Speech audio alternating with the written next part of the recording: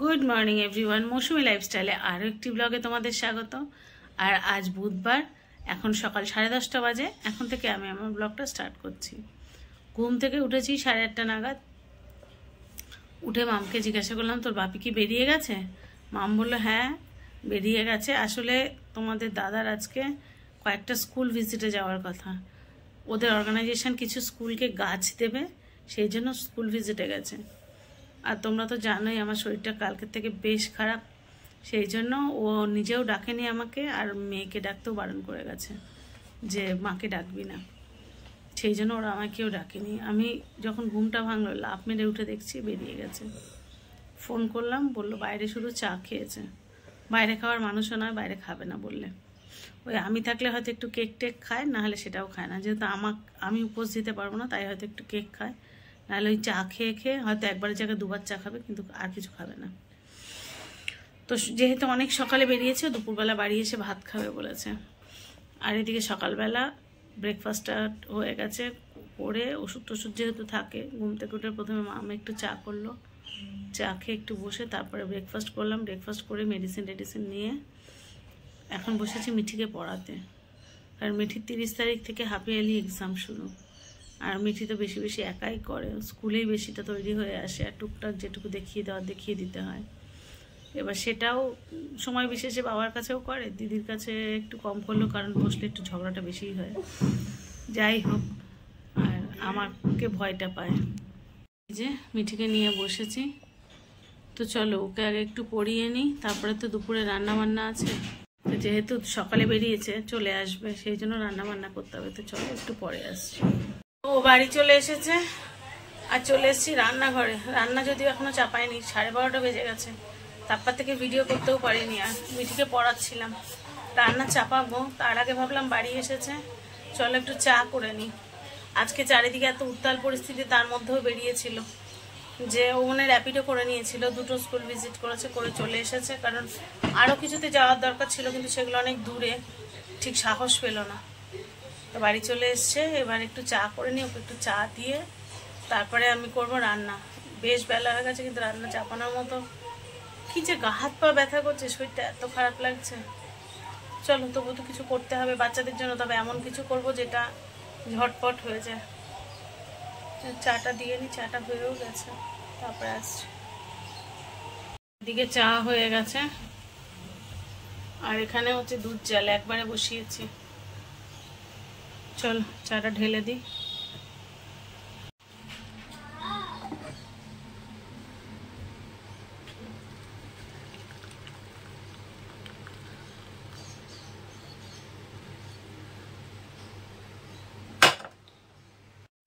তো হয়ে গেছে চা, চলো দিয়ে আসি। আর আমি বলেছি আমরা বড় কাপে খেতে পছন্দ করি। তো চা দিয়ে দিয়েছি, আর এদিকে মিঠি পড়ছে। মিঠি দেখো পড়ার জায়গা বদলে গেছে, ওই পাশটা পড়ছিল, আমি উঠে যেই চা করতে গেছি ওই পাশটা টুক করে চলে এসেছে। আর সবচেয়ে ভালো বসে তাই ওকে জিজ্ঞেস করতে পারছি, মানে আমি যেহেতু রান্নার দিকে গেছি, এদিকে মাম সোফায় বসেছিল, মামকে যাতে জিজ্ঞাসা করে করতে পারে, ওই পাশে চলে এসেছে। আর সবচেয়ে বড় কথা কি জানো, ওকে যে কটা অঙ্ক দিয়ে গেছিলাম সব কটা রাইট, যে কটা দিয়েছেন। দাঁড়াও তোমাদের দেখাই, মাম চেক করে দিল। দীপভাই দিয়েছে এটা। হ্যাঁ দীপভাই দিয়েছে, ভেরি গুড। বড় বড় মাল্টিপ্লিকেশন দিয়ে গেছিলাম, ও সুন্দর করেছে। তো মিঠি কিন্তু বড় বড় মাল্টিপ্লিকেশনও শিখে গেছে, তাই তো মা? এবার শুধু ডিভাইডেশনটা করলে হবে না। ডিভাইডেশন ছোট ছোট জানে, একটু বড় বড় জানার দরকার। এবার ছোট ছোট ডিভাইডেশন শিখেছে, কিন্তু আজকে ওকে আমি বড় বড় ডিভাইডেশন দেখাবো। চলো তার আগে ঝটপট রান্না করি, আর মিঠি সেই সঙ্গে চানটা করে নিই, তারপরে হবে। না হ্যাঁ চলো করে নিই, তারপরে আসছে। আর আমার যে কি ঘুম পাচ্ছে, পৃথিবীর সব ঘুম চোখে। এখন মনে হয় 2-3 দিন যদি টানা ঘুমায় তাহলে মনে হয় শরীরটা ঠিক হয়। কিন্তু সাধারণ কাজগুলো তো করতে হবে। যদিও দাদা বাড়ি এসে গেছে আমাদের, ও এসে গেলে আর টেনশন থাকে না, আর মাম তো রয়েছে, অসুবিধা হবে না, ঠিক করে নেব। রান্নাটা করে নিই।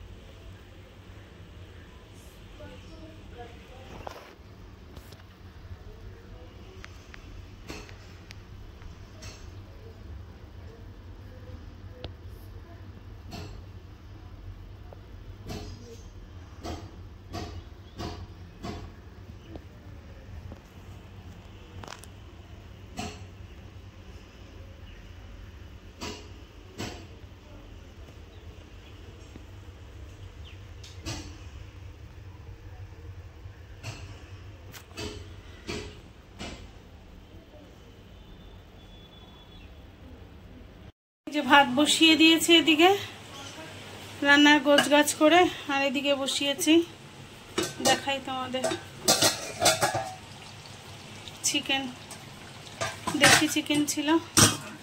আমাদের তো জানো আজকাল দেশি চিকেনই আসে, ব্রয়লার এত চারিদিকে সমস্যা, শুনি ভালো লাগে না। ওই স্টেরয়েড কী সব খাওয়ায় যেন ব্রয়লারকে, ম্যাশ ট্যাশ খাওয়া ভালো না বলছে, ওই জন্য বাচ্চাদের দেরিতে কম খাওয়াই, কিন্তু দেশি খাওয়ানোর চেষ্টা করি। সবসময় হয়তো সম্ভব হয়ে ওঠে না, তবে বেশিরভাগ সময় চেষ্টা করি। আর করব কচুরলতিটা, সেই যে ভাপিয়ে রেখেছিলাম, করা হয়নি, এটাই করব ভেবেছি, কিন্তু আমার জন্য কি রান্না করব বুঝে উঠতে পারছি না। ভাতের মধ্যে কিছু সেদ্ধও দেয়নি, দেখি সবজি কি আছে, আমার জন্য তো কিছু করতে হবে, মানে এই দুটোর একটাও আমি খাবো না। আমার তো ওই মাংসের তেল মশলা দেখলেই আমার বমি আসে, যদি আমি গ্রেভি ছাড়াও খাই তবুও আমার বমি পায়। দেখি নিজের জন্য কি রান্না করি, ভালো লাগছে না আমার, কীরকম মনে হচ্ছে টাল খেয়ে আসছি, পড়ে যাচ্ছি। তো এই, আর মা আমাদেরকে পুজো দিয়ে এসছে, তোমাদের তো দেখালো ঠাকুর ঘরে কত ফুল হচ্ছে, এক গাদা নীলকণ্ঠ ফুটছে এখন। আর মিঠির পড়া হয়ে গেছে, ওর বাবার পাশে বসে, ওর পরশু কম্পিউটার এক্সাম, কম্পিউটার প্র্যাকটিক্যালের কাজ করছে, ও ল্যাপটপে বসে আছে। ওকে স্নান করবো, কিন্তু আমার যে কি ক্লান্তি লাগছে, মনে হচ্ছে টাল খেয়ে আসছি। কোনো রকমের রান্নাটা করবো, করে আবার শুয়ে পড়বো, এদিকে ভিডিও আপলোড করতে হবে। চলো ভিডিওটা আপলোডে বসাই, ওদিকে মাংসটা কষতে দিয়ে বসিয়েছি, আর ভাত সিমে দিয়ে এলাম, তারপরে আবার বাকি রান্না শেষ করব। তো রান্নাবান্না শেষ হয়ে গেছে, স্নান করে নিয়েছি। মিঠির অবশ্য অনেক আগে হয়ে গেছে। তারপরে মিঠি বসে বসে গানের রেওয়াজ করছিল, ওর কালকে অ্যাডমিশন আছে, না কালকে 29-এ থার্সডে, তো কালকে অ্যাডমিশন আছে, তো কালকে আর একটা গান তুলে নিয়ে যেতে বলেছে। আমি মেঘের কোলে রোদের সাথে গানটা করবো।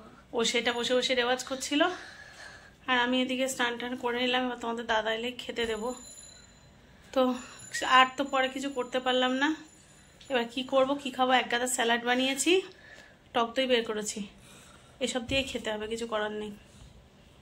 তো এই যে এখানে স্যালাড করে নিয়েছি এক গাদা, এটাও স্যালাড, তবে এটাকে টক দই দিয়ে রায়তা মতো বানাবো, আর হয়তো দুগাল ভাত আমি টক দই দিয়ে খাবো।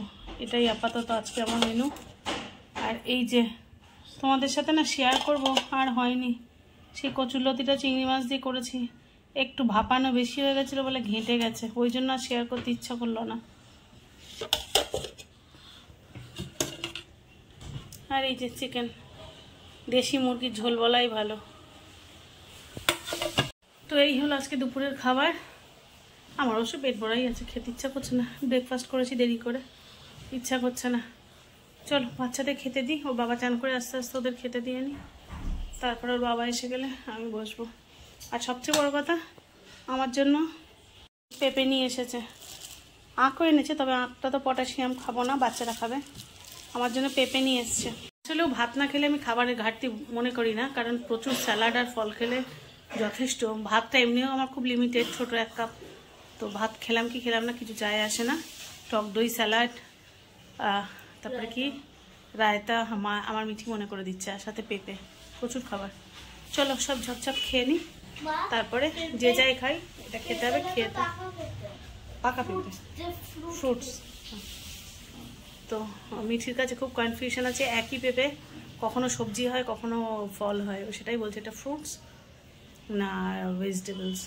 তো যাই হোক, বাচ্চাদের আগে খেতে দিয়ে নিই, আবার পরে আসছি। শোন, আমি কিন্তু উঠি না, ঠিক আছে? দেখ, আমি কিন্তু দেখে দেখতে অনেকটা লম্বা হচ্ছে, ঠিক আছে? কি ব্যাপার বলতো? দুপুরে সেই যে শুয়েছি, একটু আগে উঠলাম, উঠে চাটা খেয়ে পড়তে, মানে মিঠিকে পড়তে বসালাম। এই মিঠি পড়ছে, মিঠির এখন ফাঁকা সময় নেই। আজকে ক্যারাটে ক্লাস ছিল, কিন্তু ক্যারাটেতে পাঠায়নি, পরশু থেকে তো এক্সাম না, কাল সন্ধ্যাবেলা পড়তে পারবে না, যেহেতু ওই অডিশন নয়, মানে ভর্তি হতে যাবে, যেহেতু কালকে এমনি ক্লাস হবে, ক্লাস সিলেকশন ক্লাস হবে, কিন্তু কাল গানের হ্যাঁ জাস্ট এমনি কিরকম হয়, হ্যাঁ, মানে ক্লাস সিলেকশনের ক্লাস, মানে কে কোন ক্লাসে যাবে, মানে প্রত্যেকে স্কেল অনুযায়ী ক্লাস সিলেকশন হবে। তো সেইটার জন্য কালকে তো যেতে বাধ্য, সেই জন্য আজকে সন্ধ্যাবেলাটা আর ক্যারাটে ক্লাসে পাঠালাম না, কারণ কাল সন্ধ্যাটা মানে নষ্ট হবে, তারপর কালকে স্কুল আছে। আজ সকালে যেমন স্কুলে পাঠায়নি, সেই জন্য আজকে সন্ধ্যাটা নষ্ট করতে চাইনি। আর এদিকে দেখো এপাশে মানে সবাই এই যে এক জায়গায় সবাই বসে আছে। সে এসেছে, এসে এখনো কাজ শেষ হয়নি, দেখো বলে ল্যাপটপ। চা পাইনি। কি মিথ্যা কথা, কাপ এখনো তুলিনি, কিন্তু ডাইনিং টেবিলের উপরে আছে। ওটা তো কাল সকালে দিয়েছিলে। কাল সকালে দিয়েছিলে, এখনো এটা পড়ে রয়েছে। ভালো লাগছে না জানো তো, শরীর খারাপ বলছি কবে থেকে একটুখানি ঘুরতে নিয়ে চলো, কিছুতে আমার নিয়ে যাচ্ছে। চলো ছাদে। কি অবস্থা দেখো, বলছি একটু ঘুরতে নিয়ে চলো, 2 মাস ধরে বলছি তোমরা বলো তো দেখি আমার একটু ঘুরতে নিয়ে যেতে, তাতে যদি নিয়ে যায়। ভালো লাগছে না, না শরীর না মন, মাঝে মাঝে কনফার্ম কাল সকালে বাজারে নিয়ে যাবো তুমি। দেখো অবস্থা, কবে থেকে ঘুরতে নিয়ে যেতে বলছি, বলে বাজারে নিয়ে যাবো। আরে দেখো একটু ভালো জায়গায় ঘুরতে নিয়ে গেলে শরীর ভালো হয়ে যায় না, বলো একটু হাওয়া চেঞ্জে শরীর ভালো হয়ে যায়, তাই বলছি কবে থেকে ঘুরতে নিয়ে চলো। বারান্দায় যাও। কোথায় বাইরে কোথায় যাবে? মানে দীঘা, পুরী, দার্জিলিং, তুমি যেখানে নিয়ে যাবে। দীপুদা সবসময় পাশে থাকবে নাকি? বাঙালিদের দীপুদা ছাড়া বেরো। বাঙালিদের দীপুদা ছাড়া জায়গা নেই, আমরা সাধারণ মধ্যবিত্ত, বলো আমাদের এর বাইরে জায়গা কোথায়? ঝাড়খণ্ডে চলো। না আমি ঝাড়খণ্ড যাবো না। এই তো দেখেছো তো যাই, আচ্ছা অন্তত তাই যেখানে পারো একটু নিয়ে চলো। পুরুলিয়া যাবে। বর্ষায়। আচ্ছা বাবা তুমি তাই কিছু একটা জায়গায় তো নিয়ে চলো রে বাবা।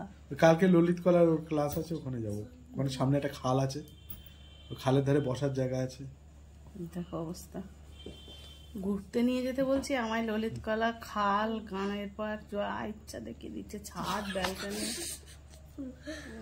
এবার আমি একা একা চলে যাবো। ও কবে বাবা ডায়ালিসিস রেডি থাক, কবে যাচ্ছে? ওই যে দাঁড়াও আমি বলছি বলতে নেই না, আমি বলে দিচ্ছি তোমার আমি কবে যাব। ধরো মঙ্গলবার ডায়ালিসিস, শনিবার ডায়ালিসিস, শনি আর মঙ্গলে আমার 2 দিন ফাঁকা থাকে, ঠিক আছে?